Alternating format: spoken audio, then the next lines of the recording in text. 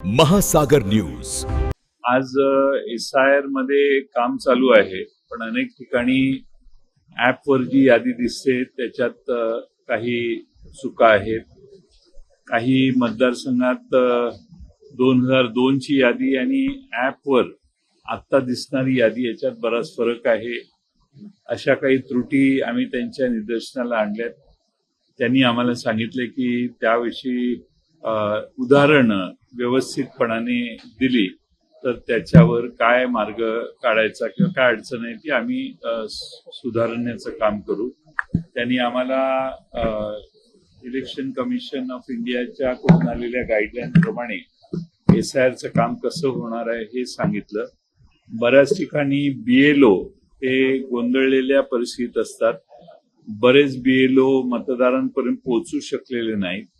मतदार जे रोज सकाळी उठून 8 वाजता मोलमजुरीला जातात ते संध्याकाळीच येतात, त्यांची आणि BLOंची गाठभेट होत नाही।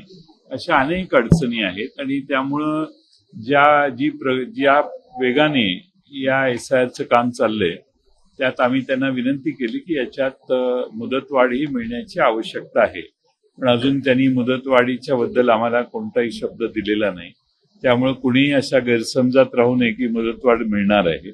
त्यांनी अंतिमता सांगितल्याशिवाय कुणी तसं समजण्याचा प्रश्न येऊ नये किंवा कुणाची दिशाभूल होऊ नये। त्यामुळे सर्व मतदारांनी आपली नावं SIR मध्ये नोंद होतील हे बघावं। 2002च्या यादीत ज्यांची नावं आहेत त्यांच्यात फारशी अडचण नाही, पण ज्यांच्यात ॲपमध्येच चुकीची नावं येतात त्यांची किंवा काही त्रुटी नावात असतील त्याची काही प्रश्न तयार होण्याचा संभव आहे। यासाठी आम्ही आज त्यांना भेटलेलो। LGBTच्या आमच्या अध्यक्षा प्रिया पाटील यांनीही LGBTच्या ट्रान्सजेंडर कम्युनिटी जी महाराष्ट्रात आहे वेगवेगळ्या जिल्ह्यात त्यांचे प्रश्न त्यांनी मांडले आणि त्यांनी आश्वस्त केलेलं आहे की त्यांच्या ज्या प्रत्येक जिल्ह्यात संघटना आहेत त्या संघटनांना विश्वासात घेऊन कुणावरही अन्याय होणार नाही असं आम्ही बघू। माननीय जितेंद्र आव्हाड यांच्या मतदारसंघात काही वेगळे प्रश्न आहेत आणि म्हणून जितेंद्र आव्हाड त्यांची भूमिका आपल्याला सांगतील। काय है विचारना उन्होंने आज साफ किया है कि कोई भी पार्टी अगर डिलिमिटेशन बिल को समर्थन दे रही है इसका मतलब ये नहीं होगा कि वो NDA में शामिल हो रही है। आपने भी इस बारे में कल बताया। फिलहाल क्या चल रहा है, क्योंकि चर्चाएं शुरू है कि आप NDA में शामिल होने वाले हो, सोच विचार में हो, क्या तथ्य है? ऐसा है कि मुझे ये समझ में नहीं आता कि बार बार ये सवाल क्यों पूछा जाता है। हमारी जो केंद्रीय यानी पार्लियामेंट के जो 8 सदस्य हैं वो पवार साहब, हमारे जितेंद्र आव्हाड जी राष्ट्रीय महासचिव है, ये सारे बैठ के उसका निर्णय करने वाले हैं। बिल क्या आता है, बिल का फॉर्मेट क्या है, उसमें क्या प्रोविजन है, ये सब देखने के बाद अंतिम निर्णय हमारी पार्टी ले सकती है।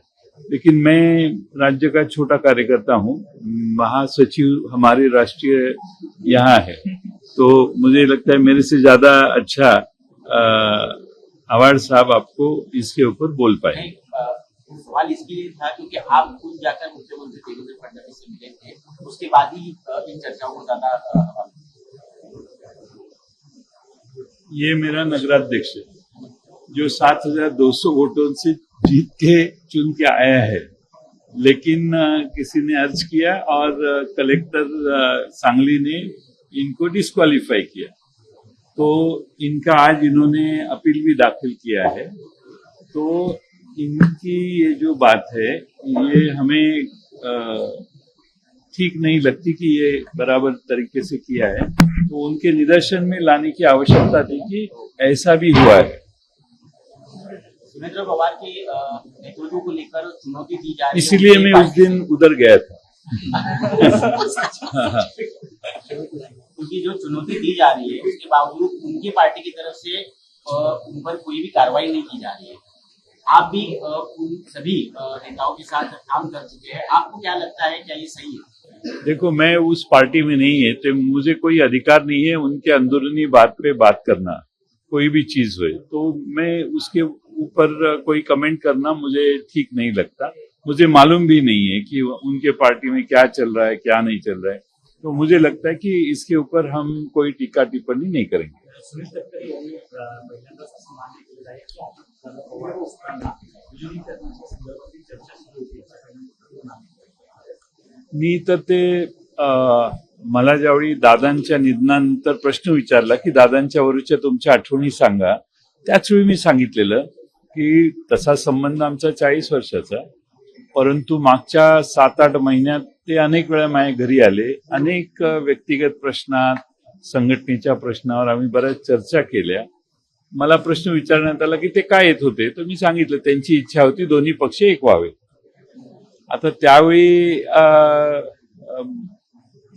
याबद्दल वेगळ्या लोकांनी वेगळं भाष्य केलं, ठीक आहे, पण आता सुनील तटकरे साहेब जर म्हणत असतील की त्यांनी पण हे आज सांगितलं, ही चांगली गोष्ट आहे। ही चर्चा झालेली होती आणि अनेक वेळा झालेली होती आणि सुनील तटकरेजींना त्यांनी याची माहिती त्यावेळी दिलेली होती असं तटकरेंच्या बोलण्यावरून आज दिसतंय।